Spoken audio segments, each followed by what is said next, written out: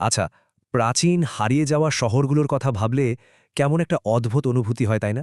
হাজার হাজার বছর ধরে যেগুলো মাটির নিচে চাপা পড়ে আছে, মনে হয় যেন পুরোটাই একটা রহস্যের চাদরে ঢাকা। আসলে এই যে ধ্বংসাবশেষগুলো আমরা দেখি এগুলো কিন্তু শুধু পাথর বা ইটের স্তূপ না, এগুলো হলো সুদূর অতীতের ফিসফিসানি, মানুষের অসাধারণ সব কীর্তি আর তাদের জীবনযাত্রার গল্প। কিন্তু প্রশ্ন হল, এই প্রাচীন শহরগুলো আমাদের অতীত নিয়ে ঠিক কী বলে? তো চলুন আজ এই প্রশ্নের উত্তর খুঁজতেই আমরা ডুব দেব এক অবিশ্বাস্য নিদর্শনের গভীরে। আজ আমরা কথা বলবো সিন্ধু সভ্যতার এক বিস্ময়কর নগরী নিয়ে, হরপ্পা। ভাবুন তো একবার, আমরা কথা বলছি প্রায় ৪,০০০ বছরেরও বেশি সময় আগের কথা। সময়টা ছিল খ্রিস্টপূর্ব ২৬০০ থেকে ১৯০০ সাল। এই সময়েই হরপ্পা সভ্যতা পৌঁছেছিল তার স্বর্ণযুগে। প্রত্নতাত্ত্বিকরা এই সময়টাকেই বলেন পরিপক্ক হরপ্পা পর্ব। আর ঠিক এই সময়ই শহরটা তার পূর্ণ গৌরবে ঝলমল করে উঠেছিল। আচ্ছা, চলুন তো এবার কিছু সংখ্যার দিকে তাকাই। এই সংখ্যাগুলোই আমাদের একটা ধারণা দেবে যে শহরটা ঠিক কতটা বিশাল ছিল।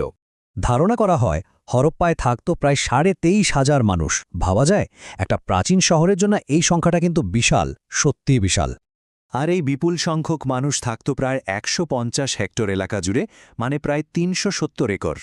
বোঝাই যাচ্ছে এটা আসলেই একটা বিরাট শহর ছিল।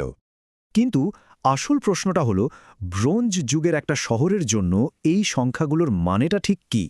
মানে এটা তো এমন একটা সময় যখন মানুষ সবে নগর সভ্যতা গড়তে শিখছে। আর এখানেই কিন্তু হরপ্পার আসল বিস্ময়টা লুকিয়ে আছে। এই শহরটা শুধু বড়ই ছিল না, এটা ছিল তার সময়ের থেকে অনেক অনেক এগিয়ে। বিশেষজ্ঞরা কিন্তু ঠিক এই কথাটাই বলেন। তাদের মতে হরপ্পার আকারটা তার সময়ের জন্য বড় বলে বিবেচিত হয়।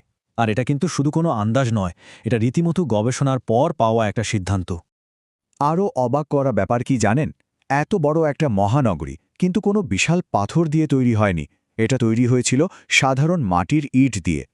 তাহলে ব্যাপারটা কি দাঁড়ালো? সংক্ষেপে বললে প্রায় ২৩,৫০০ মানুষ, ৩৭০ একরের একটা বিশাল এলাকা, আর পুরো শহরটাই তৈরি মাটির ইট দিয়ে।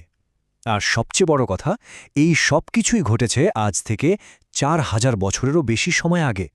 তার মানে মূল ব্যাপারটা হলো, হরপ্পা শুধু একটা সাধারণ বসতি ছিল না, এটা ছিল একটা বিরাট কর্মচঞ্চল মহানগর।